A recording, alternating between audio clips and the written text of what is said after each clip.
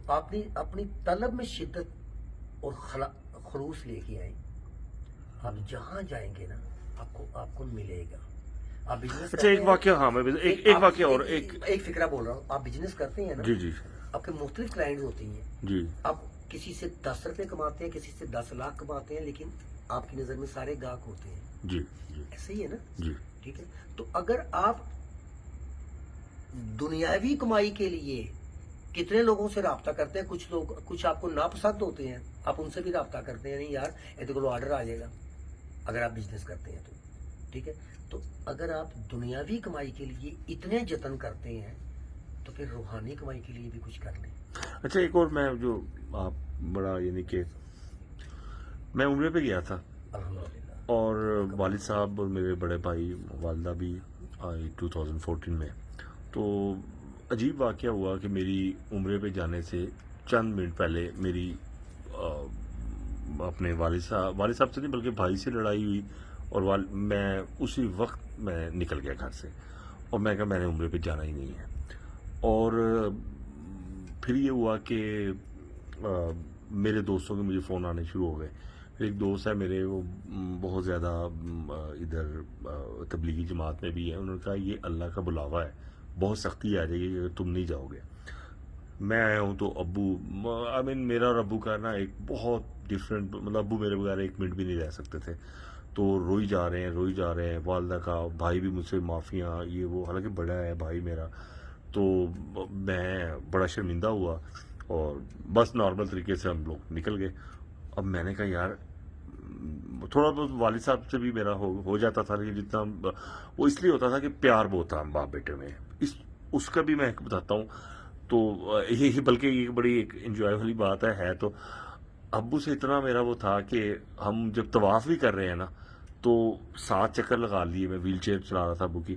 ابو کہتے نہیں 6 ہوئے ہیں. میں کہا جی 7 ہوئے ہیں. ابو کہتے نہیں ہوئے 6. میں کہا یہ پڑی ہے ویل چیئر، میں باہر جا رہا ہوں. تو مطلب ایک اس میں وہ بدتمیزی نہیں ہوتی تھی. ابو کو بھی ایک ہوتا ہے نا باپ بیٹے میں ایک دوستی باپ وہ اچھا جو دوست بھی ہو، دوست بھی ہو، بھائی بیٹا وہ اچھا جو دوست بھی ہو. دوست میری بھی ہو. سرکاری دولت اس کی حدیث میں ورک ہے. جی. اب میرا بھائی ساری زندگی اب 2002 سے باہر گیا ہوا ہے، اور میں اگر کبھی ملک سے باہر 2-3 دفعہ گیا ہوں تو ابو کے حال مطلب کہتے یار تم نے میں کہ میں ایک بزنس ٹور پہ اپنے، تو آپ کس طرح سے کہہ سکتے ہیں پریشان. میں پھر جلدی واپس بھی. تو بہرحال میں جب اتنا کچھ کر کے میں گیا ہوں، اور ہم لوگ پہلے مدینہ گئے تھے. حرم شریف سے ساتھ ہی ہمارا ہوٹل تھا، مطلب مسجد نبوی. تو جیسے ہی ہم لوگ پہنچے ہیں ظہر کی نماز کھڑی ہوئی تھی تو ہم لوگ نماز اٹینڈ کی ہے، اور ابو اور بھائی کو میں وہاں چھوڑ کے نا میں باہر مطلب آ گیا ہوں. تو مطلب ایسے ہی گھوما پھرا ہوں، اور کچھ تھوڑی دیر بعد میں واپس آیا ہوں. تو میں نے کہا کہ وضو ذرا فریش سگریٹ وغیرہ پی لیتا تھا. تو وضو میں کر رہا ہوں تو میرے کچھ 2-4 سیٹ چھوڑ کے نا ایک بزرگ آ کے بیٹھے ہیں، اور میری طرف دیکھ کے وہ ہنسے ہیں. تو میں نے کہا، کہتے نبیل نام ہے آپ کا؟ میں تو میرا نام عامر ہوتا، علی ہوتا، عمران ہوتا، یہ کامن نام ہے. تو میں نے کہا کہ جی نبیل. میں بڑا حیران ہوا. تو کہتے آپ نے ہمیں پہچانا نہیں؟ تو میں نے کہا جی میں نے نہیں پہچانا آپ کو.